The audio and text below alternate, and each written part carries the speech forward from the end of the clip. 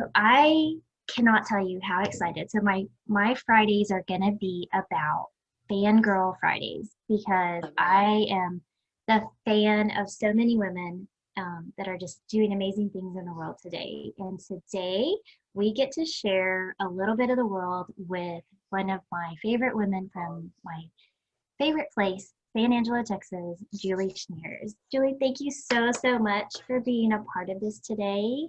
Oh, I'm so excited. I think it's so cool that you take care of lifting up other women. I think we got to do that for each other. And I'm honored that we get to chat today because I'm super excited to be a piece of your little puzzle. I'm pumped about Well, what I you're feel doing. like you So you thanks. give you give so much back, and I have just been a secret fan for years. So now Thank you.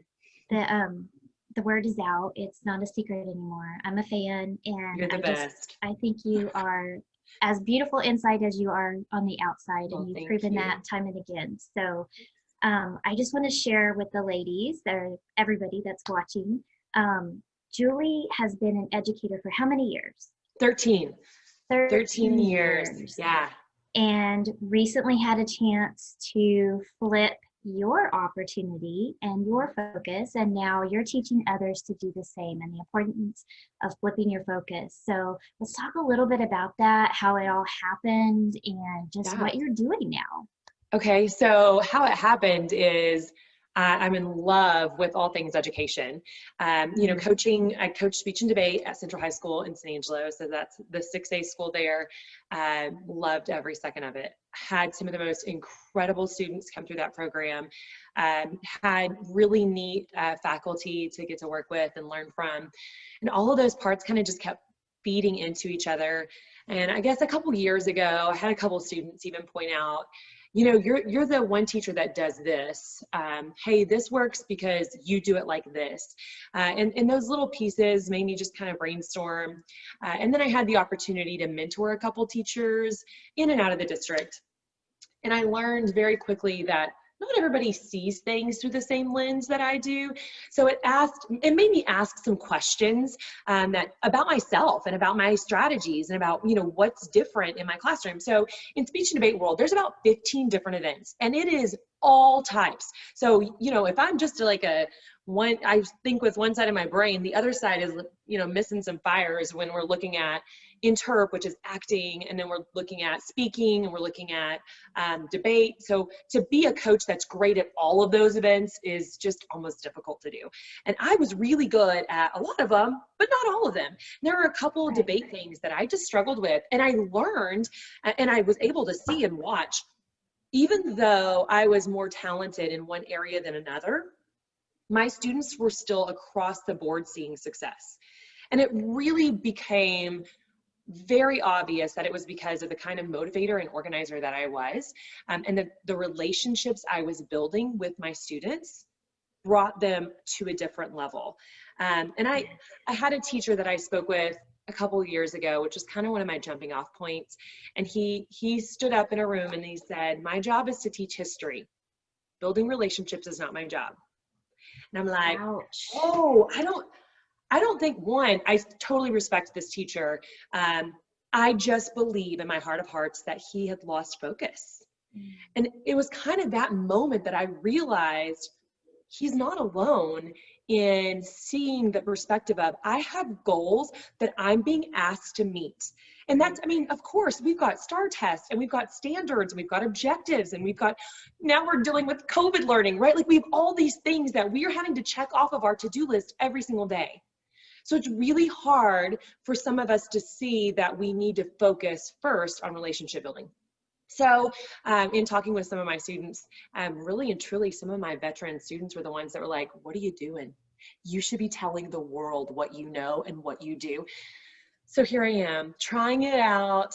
My big heart piece is, like you said, we need to flip our focus because I'm a believer in, if you focus on what matters most first, the other pieces are going to fall in. That old, man, we just did it in church the other day. You get a bucket and you put the golf balls in the bottom and you put Yes. the little rocks on top.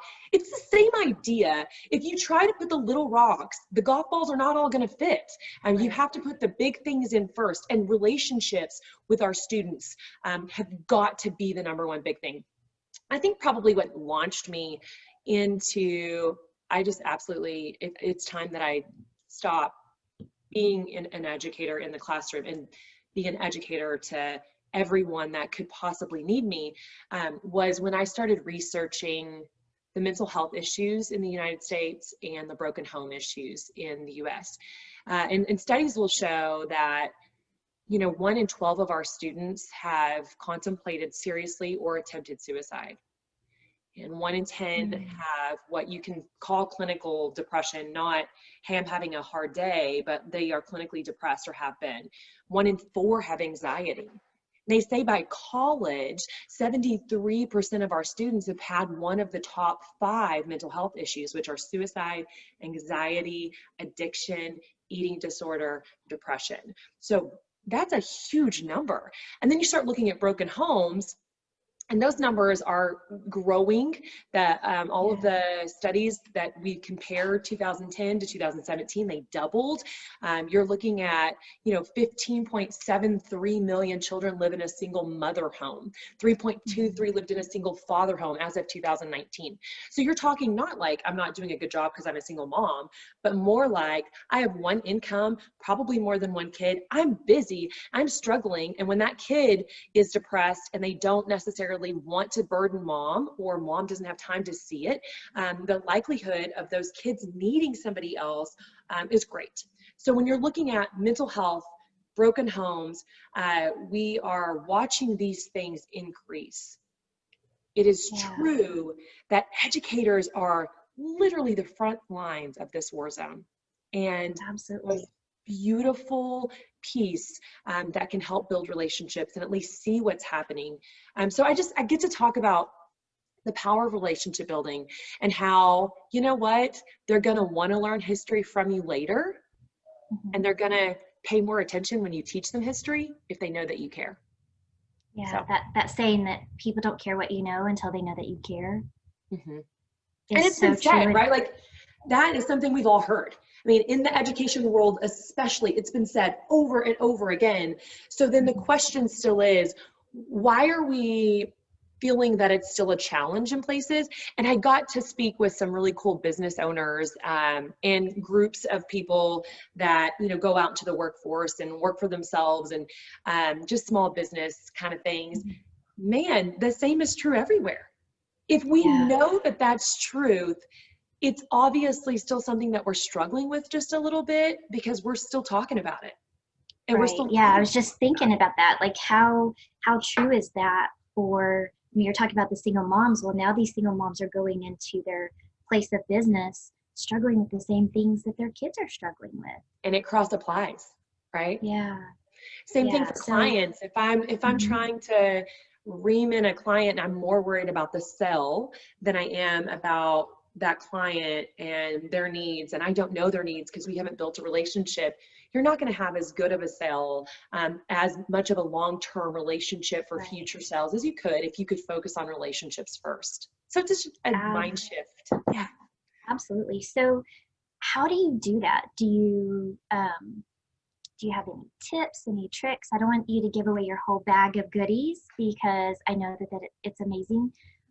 But what's one takeaway that you feel like everybody needs to know about that flipping the focus and what that needs to be? Like, how do you start that? I mean, starting it, I think you just have to jump in with both feet first and just try. This is actually, and I talk about it in my keynote, this is something that I've struggled with when I talk with people, because they're like, look, you're good at relationship building. I'm not good at it. You're always going to come across differently than I come across. And I know that we all have our own personalities and our own strengths, and that can be truth. But to say that we're not good at relationship building is something that we should definitely kick out of our heads, right? I might not be good at running, but I try. You still have to try. If it's something that is impactful or important, you're going to have to make it a priority, and your mind can learn anything. So in learning that some people just flat find it hard, I came up with a couple of tips and tricks after talking to, hey, why did this work? What is different? What do I do that's different from the other incredible people in your lives, the other incredible teachers in your lives? And I do have my little toolkit. I do these Motivation Mondays on my YouTube channel. I love them. Of I have course, been thank watching you. them. I They're love so them. fun to put They together. are. And I Yeah. post them on all of the social media, so you just have to dig for me, Julie Schniers, if you need an extra pick me up on a Monday. And I just shared one out this past week, and it's also one of my tools that I'm super passionate about. So as a teacher, I taught communication. Like, this was something that I loved. That communication is my jam. I believe in the power of good communicators. I believe in the power of good nonverbal communication. And then, of course, relationship building. And when you start digging through your list of nonverbal communicators, the number one nonverbal communicator that helps connect you is eye contact. Yes. So it's as simple as me saying, you have to take time to make eye contact. And studies show, right, like everything I'm about to say, you know, in your head, you know that making eye contact means you're going to have a more impactful conversation. I can't tell you how many times my husband and I have been having a conversation at night, and he's on his phone going, yeah, I'm listening to you. And I'm like, okay, like I don't feel important at all. If we're going to make a real conversation out of this deal, I'm going to need you to give me your eyes. And just partially because I'm a communications guru, but partially because I'm human, right? Like, we need that interaction. I'm going to feel more important if you stop what you're doing and you give me eye contact. And in the I think hustle, we could stop right there for just a yes, second. And that's for parents and your children. true. That's for a boss and your employees. That's for a sales guy in the field talking to his clients. I mean, that just applies across the board. It does. And hear that, and I'm like, yeah, I know that. I am so guilty of doing me too. that. I'm saying it, and I still struggle. Literally this morning with my personal children in the kitchen, you know, because you're trying to, and I get it. We're doing a million things. I'm trying to cook dinner, and I've got to get some media pieces out before this interview. And, you know, like I have all of these little things that are happening on my list, and my kid needs to have a conversation with me about their school clothes, which we're going to talk through tonight. And I'm going to iron later. Give me a moment, right? But to that kiddo in that moment, it was so important because he is so excited about school. And it's going to mean more when I'm asking him to be respectful to me, when I need him to be quiet in the background of my Zoom, when I can focus on him when he needs me to. And it's just hard. Girl, it's just hard. It's hard to put others first in that relationship building piece, but it pays off. And so it's something that I have to work at every day, but it's worth working at. I agree 100%. And I like you, I totally get it, because I'm, you know, my husband and I call each other out when we're on our phones, and, you know, it's like we are on different schedules as far as like he'll want to talk when I'm busy and I want to talk when he's That's busy. hard. And so it's like you just have to remember what's important. And as you said, you know, relationships are the most important. And it's the big golf ball. It is it's like the huge boulder at the bottom, right? Yeah. I love that. So I know that you came from this teaching background, and you have so much that you can give back to the educational world. And I you know, like I said, I've been watching you on Facebook, and but I've seen that you're now reaching out to these businesses. So what's I guess, like, tell me what does that look like? How can you help flip the focus in a business beyond just identifying this relationship piece? Well, and I learned that, like the eye contact piece of my acronym, there are so many common sense tools that we don't use, or we don't know how to use, or tricks that you just need to be told, have you thought about it like this? Can we re-look through this lens? And everything that I learned in education, I know that that was the place that I functioned and the place that I grew from. Yeah.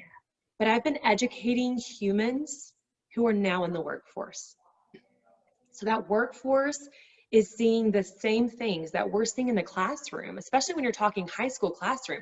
These kids are developing, they're about to walk out into the real world, they're just trying to figure themselves out. And how many of us are still just trying to figure ourselves out, right? It's I think still everybody. everybody. Well, we should be, because we should never stop learning. And I know the power of what I'm sharing in the idea of flipping your focus cross applies to pretty much every business that I can think of and every team that I can think of, because relationships matter. They matter in almost every situation. If you're dealing with people at all, if you're a team player at any point, if you're a leader at any point, and you haven't focused on relationships, you are not going to be as impactful as a team player, as a leader, as a businessman, if you haven't flipped that focus yet. So it really was something I started out thinking, I just want to do education. And I had businesses reach out to me and say, hey, wait a second, I want to buy what you're selling because that would help me. And I know I need that help. And then those pieces just kept falling, like, okay, this does work everywhere. Well, of course it does, because we're all human dealing with humans. And the basic needs of that boils down to, how do we communicate and what kind of relationship do we have built so that we can be as impactful to each other and for each other as possible? I love that. I love it. So a lot of the women that are on my pages and following me are all either small business owners, or they're solopreneurs, or maybe they're moms at home. They're stay-at-home moms and they have a side gig. So what's some tips and tricks that we can pour into them? Or maybe how could they connect with you rather than being a part of a business scenario? What else, what could you offer them? Well, I would love to say that my Motivation Monday could be something that I could offer. And if you go onto my website, you can find those pieces. I would love to break out and do some women in leadership stuff. I took a Notre Dame class, or I got this certificate in women in leadership from them. And that opened my eyes in a lot of new ways. And so now I'm kind of like you, I'm trying to go, how can I help other women step up their game? How can I cheer other women on? Because who has been most impactful to my heart lately is people like you, Karen, who have stepped up and said, hey, let me cheer you on. It's incredible, the women on these journeys that I found, and the people in small business, just like you're saying.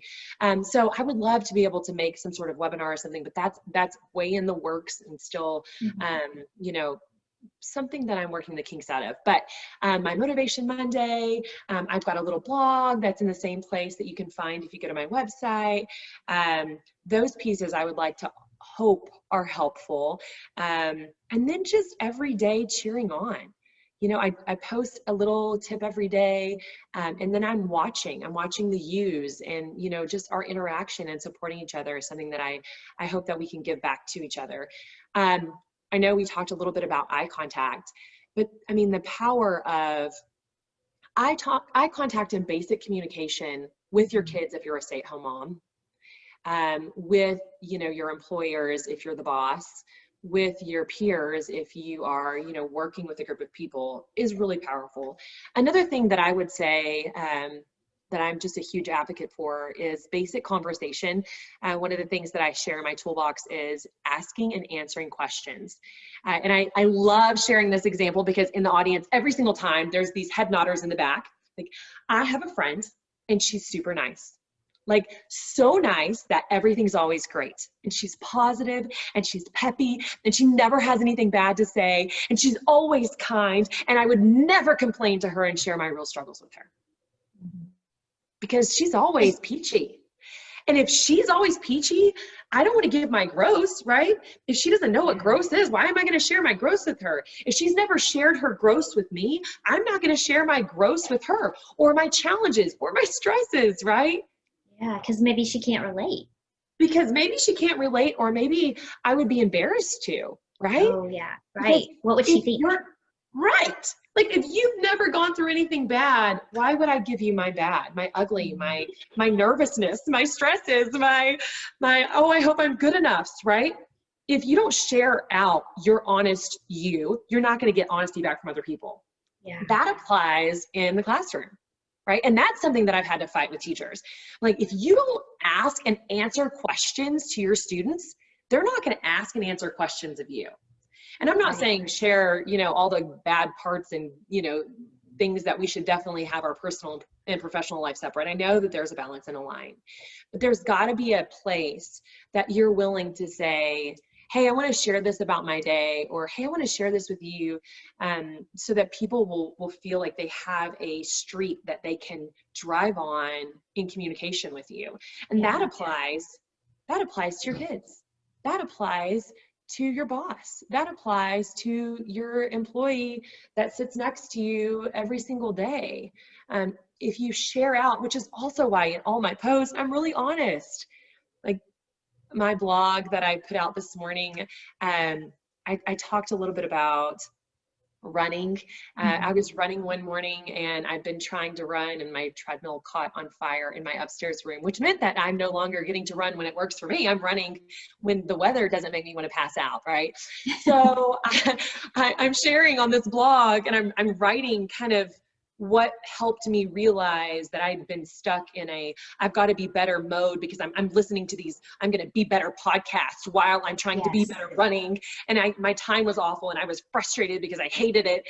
And then one morning I'm looking at my podcast, and I'm thinking, oh my gosh, I don't want to look at any of these. I don't want to listen to any of these, because I know I'm not good enough there. I know I need to do that.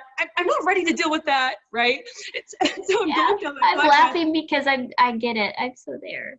and I have so many self-help and get betters and here how to be happiers, and this should be fun, but it makes me just think I'm a bad mom podcasts on my list that I just closed it out, and I put on Pandora, and I put on 2015 road trip songs, and I ran the best time that I've run in a long time. And on my blog, I was like, don't ask me what that time is, because I'm not a real runner, okay? And I'm not a super good runner. That's not why my treadmill caught on fire. It's literally just because it's old and I try too hard. I'm not a good runner. I'm not going to run long distances. I'm just trying to fit in my jeans, especially after COVID. That's the real story. And the real story is, it's embarrassing that I feel like I got to go run the COVID weight off, but it's true.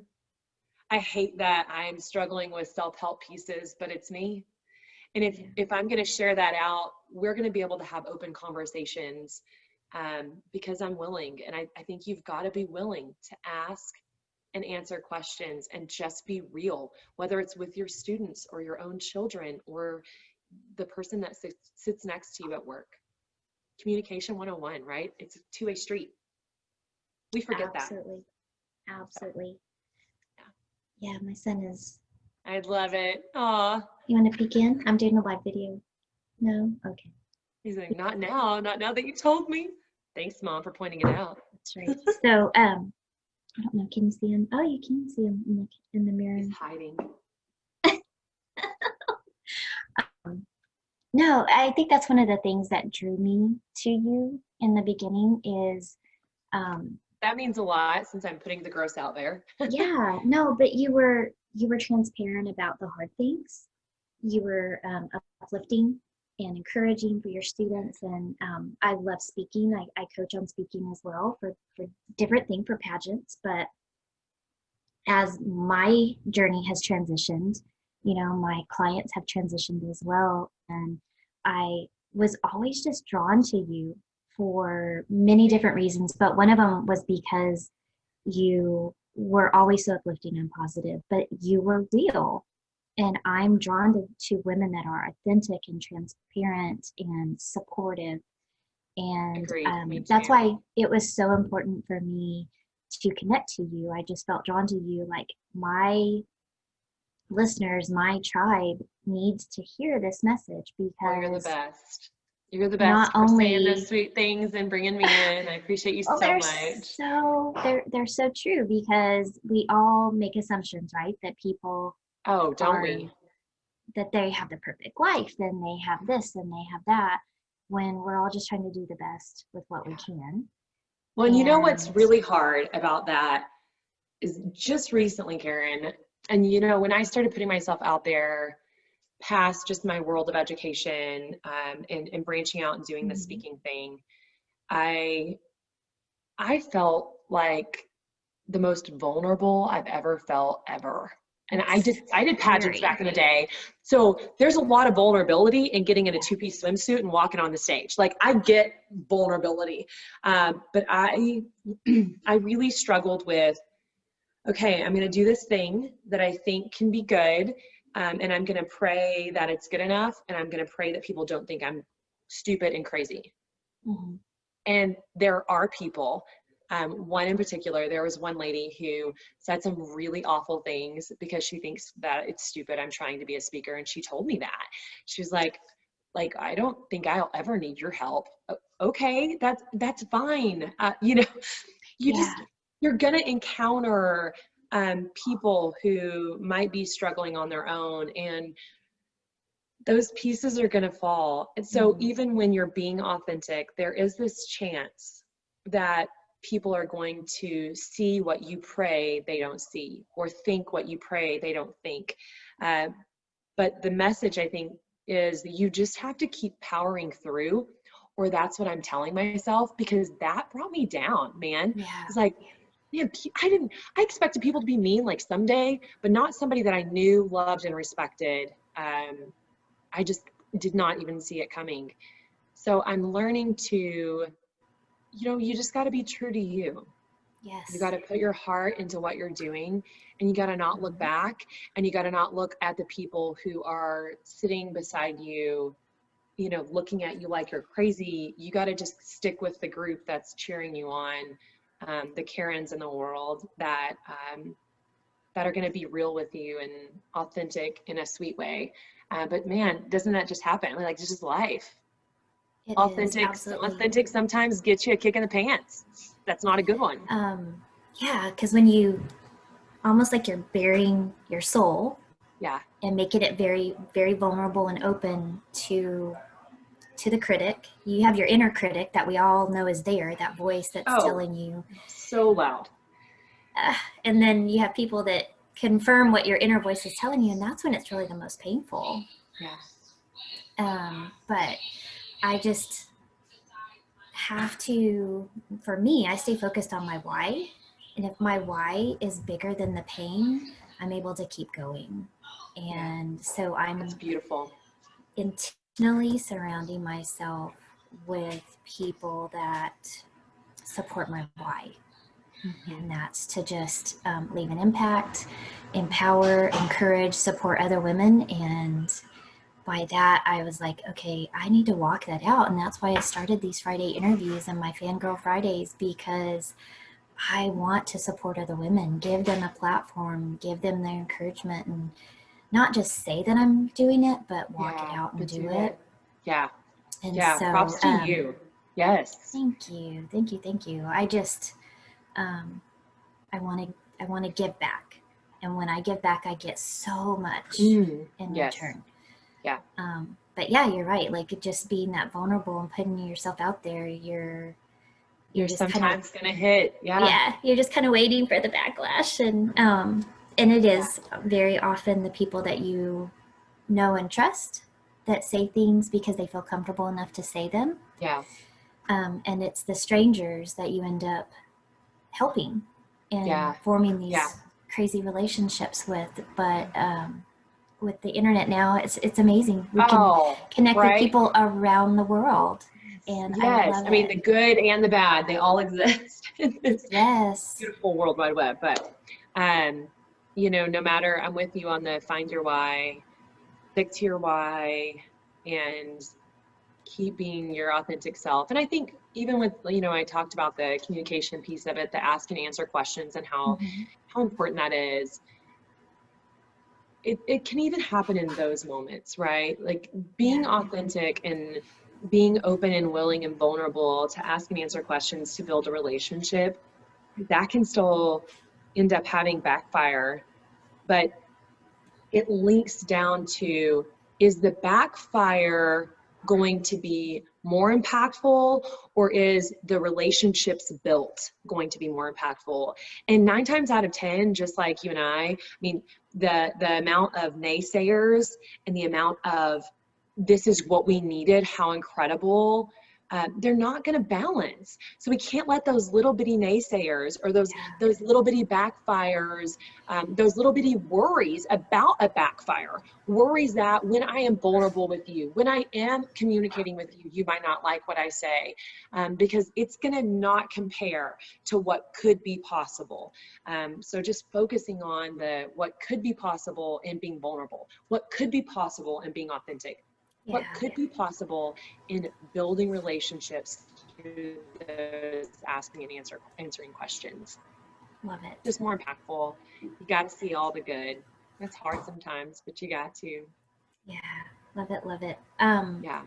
So I have a couple questions in our last, Okay. I think we're on the second half of our portion. So my first question is, who inspires you? I feel like I'm in a pageant. Yes, this is interview portion now. Yeah. I love it. You know, there are so many incredible people in my life that have inspired me. I always go back to some of my most impactful teachers. I don't know if it's because I've been in education for 13 years and prayed to be impactful enough that I would help children the way that those teachers had helped me. But I have one teacher that really and truly gave me a kick in the pants that I have to recall constantly. He was my debate coach. His name was David Schniers. And I've had lots. I mean, my theater teacher, Renee Casey, was incredible in Buchanan now. My trigonometry teacher, Miss Hill, like I had so many incredible people. But David Schniers, my debate coach, he saw me in ways I did not see me. And he said things to me in ways that no one ever had before. I was in high school, just to give you a little like backstory, which probably not we'll get to answer your question, but I was like 5'6", the end of my 5th grade year. I'm not a small person, you know, I'm like almost 5'9.5". And I struggled with being so tall so soon. You know, junior high is brutal, like literally the most brutal years of my life. God built me from the inside out, faux show. So I remember struggling in junior high. And when I started high school, trying to find your thing, like what activities are going to work for you? Who are your groups of friends? Because those kind of change sometimes as you're starting new sports and, you know, starting new clubs and groups in high school that didn't exist in junior high. So you're in this like huge learning curve place. And my confidence really sucked. Like I just did not feel confident about anything I did.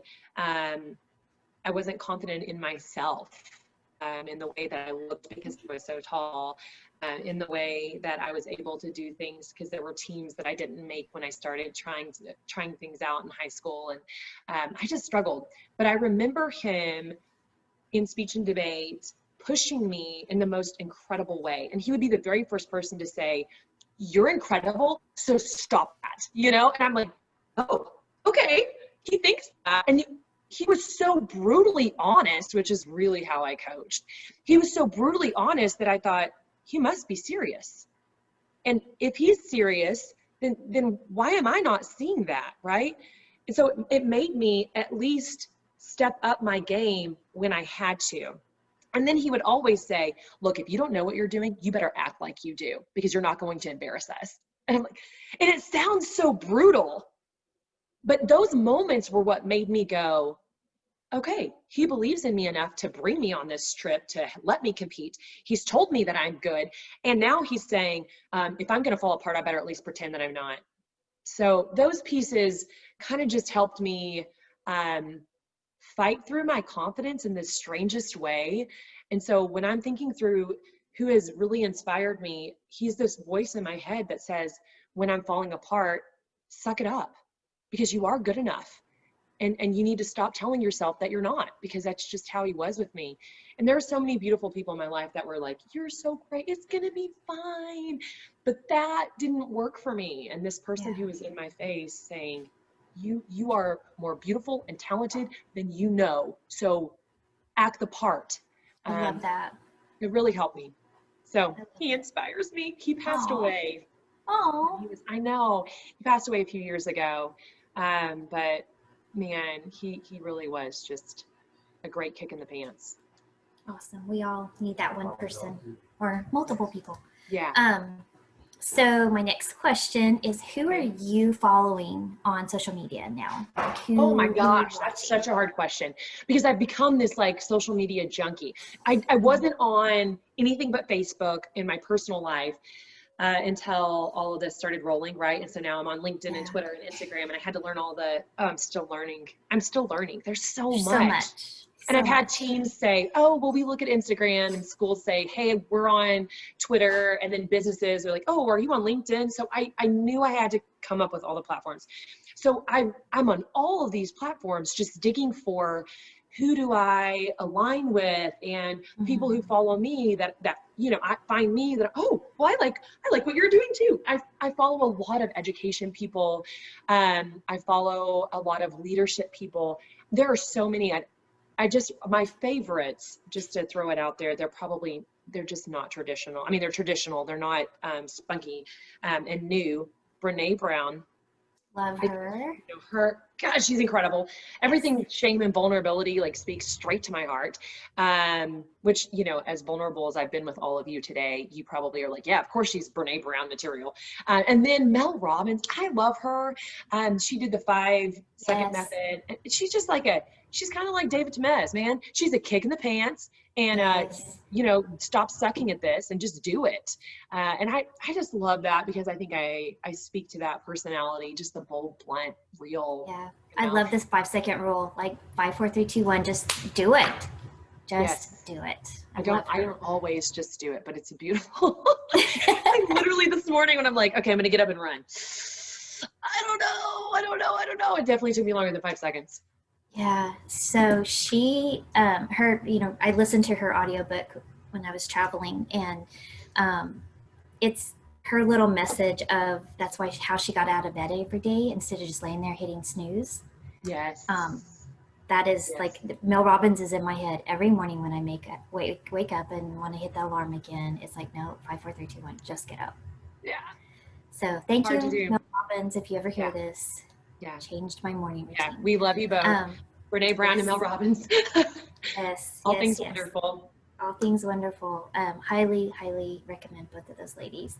What about you? Who do you follow on social media? I know that but I'm just so interested in this conversation. Yeah. So I follow both of those. I follow Lisa Nichols. I think Lisa Nichols is amazing. And Simon Sinek. I think. Oh, and you know who else? Amy Weatherly. You followed her? I haven't. I'm gonna have to check that one out. Amy Weatherly. She's a Christian, but she's good, and she's got real stuff too. Yeah. I love that. Okay, I'm gonna write yours down. I'm gonna go find them. Yeah, Lisa Nichols. Yeah. She is part of the Mind Valley, but she's amazing. Okay, so, and then I have some business ladies that I follow too. So Jenna Kutcher, love her. Yeah. So, yes. Okay. Yes. So what is your favorite resource that you're using right now? So I know you're on all of these different things. So for your business, for these ladies that are out there in business, like what is your favorite resource that's really saving you or that you're loving right now? Man, that is a very hard question because I feel like I'm still trying to figure out what works best for me. I recently got myself together in MailChimp world, so I'm like behind on that train, I know. And I'm loving that. That's been helpful. And then I'm just gonna go traditional. I am an old-fashioned, get your paper and pen out and your planner and write out your plan. I'm currently creating a planner that links to relationship building. So that's kind of a fun venture because I'm such a planner advocate, but I love the idea. Do what? I said, ooh, I love it. I want to be your first guinea pig. Let me know when you're ready. Okay. When I get it rolling, you can be my test plot. That'll be good. Yes, Because I I had a couple of business women that were like, okay, I know I need to focus on this with my crew, but I need something to drive me to that every day. And I started looking and like, there's not a planner, because I'm a planner girl. I'm like, oh, let's get a planner for it. You know, there's not a planner. There's not a planner to just help you focus on relationship building the way that I talk about focusing on it. And so I'm going to create that, and we'll see how it goes. I'm not done with it yet. I'm in the works of design, but we'll get there. But I'm traditional on, I want to put it in my hand. I want to write it down. You know, those pieces are really important to me, to be able to see it, hold it in my hands, and kind of, you know, make sure that I'm doing what I should be doing with the goals that I've aligned for myself and set for myself in my planner. Mm-hmm.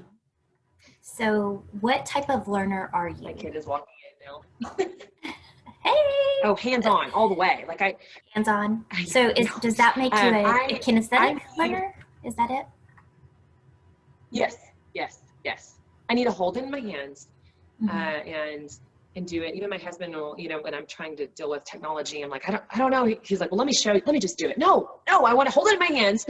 I want you to walk me through it, because if I don't do it myself, I'm not going to process it. That's the kind of learner that I am. I really want to not just see it and hear it, but touch it and have some sort of interaction with it. And a lot of my relationship building tools link to that, because you'd be surprised how many people need something to hold on to.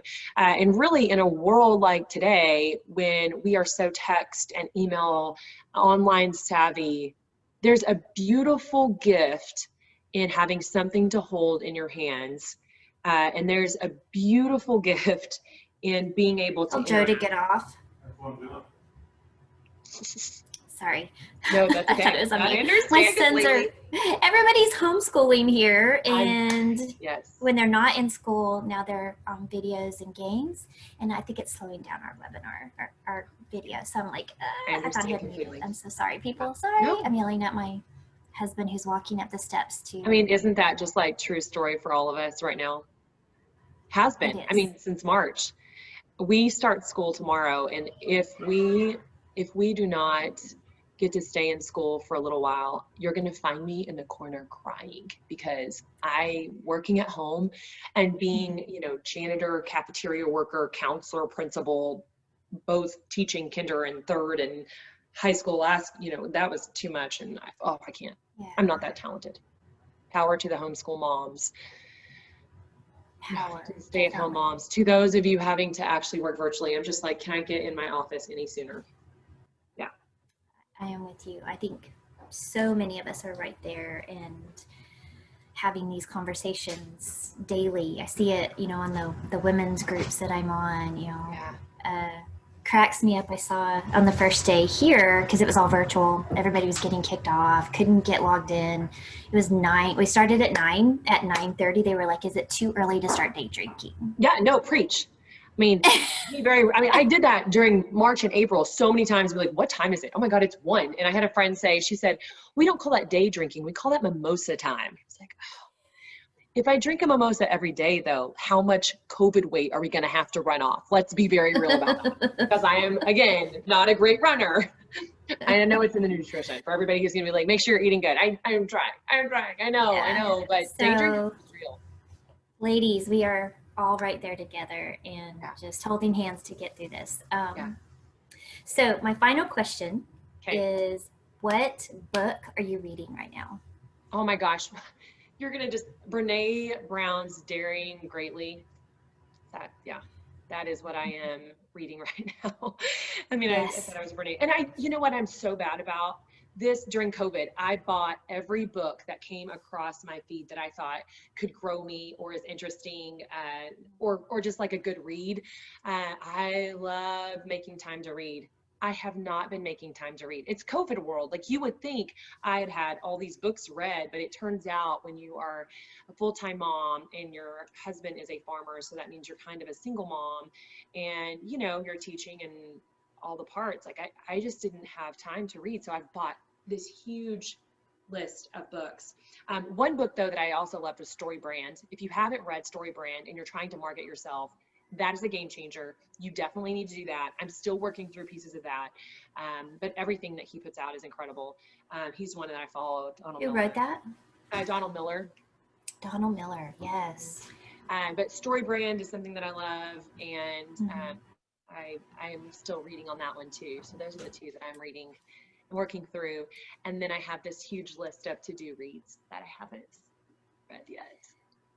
Yes, I Matter of was fact, I looking had up. someone send me one this morning that I was like, oh, that's good. And I bought it this morning while I have how many people, sitting, or how many books sitting on my shelf. Yeah, so I have What about you? I quit buying books and I just listen to podcasts now, or not podcasts, Audible books. Yeah. And Oh, okay. my, Okay. yeah, so my book that I'm reading right now is Simon Sinek's Start With Why.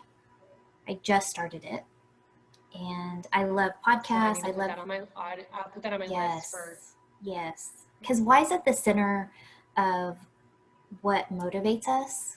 yes, And once yes. we can really strongly identify that, then we're able to get over those challenges. And he's amazing at communicating it. I think everybody would love that. So Yeah, I we need that. And I think that applies, finding your why and remembering your why, that applies to every piece of our lives. I mean, it applies to momming, right? yes, And how many moments that if I could just take a break and breathe through, it's okay that your room's not clean, right? yeah, Because yeah, my why is that your heart and your head are taken care of, right? Because that's my real goal as a mom. That's the real why that we have.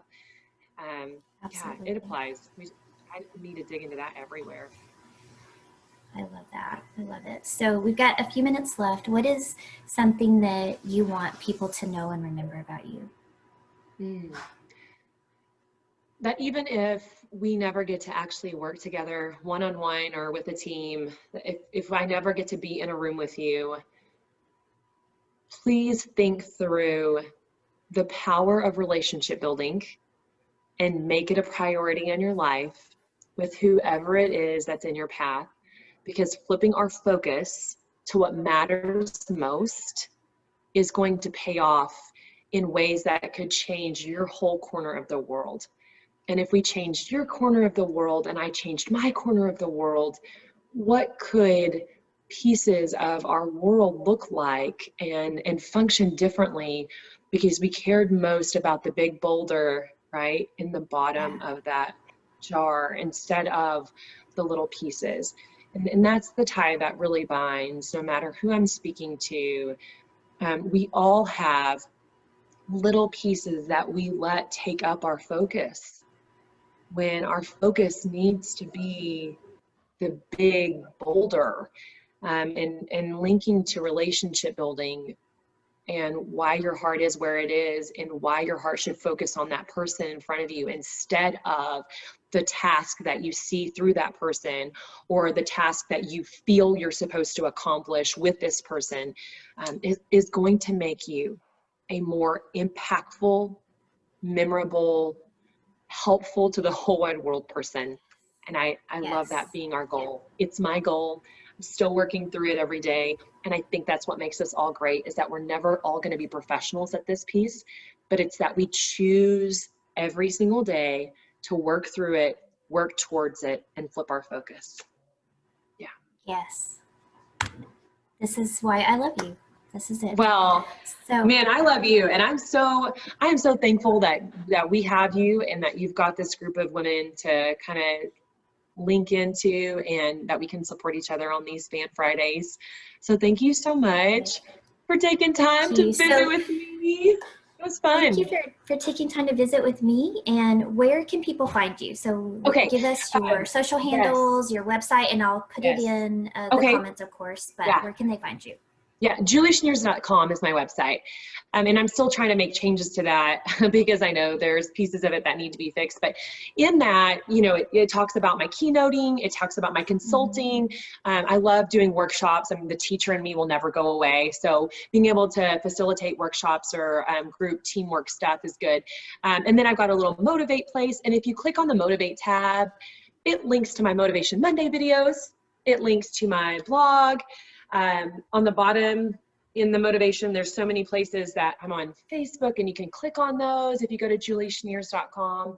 But I'm, Facebook, Instagram, Twitter, on all those things, just Julie Schniers, like the basics of it. Yeah. So, And that's SCHNIERS, right? That's right. Yeah. The spelling Yes. of it is so fun. Yeah. I love it. Well, I just want to thank you for sharing, for being vulnerable with us today, and just being your beautiful self. My movement is called Be a Rock Mover. And it's just talking about moving the rocks out of your bag and helping other women pull the rocks out of their bag, that heavy weight that we just carry around from our past. And, I love that we could take those rocks out and choose this bucket that we're going to lay down and just put in the big rocks first. Yeah. So it kind of all goes together, but that's what our podcast is called, is Rock Movers. Rocks. Our rocks really do complement each other. So I'm glad that we could work through those pieces together, because they do. Absolutely. Yeah. Absolutely. Well, thank you again, Julie. I know everybody's going to love this, and we'll make sure that your connections and how they can find you on social media and Facebook and Instagram are all in this. But thanks for chatting, and thanks for watching, and all the good stuff. I hope your week is beautiful. And you guys have a wonderful weekend, because this is going to be on Friday. And don't forget to flip your focus.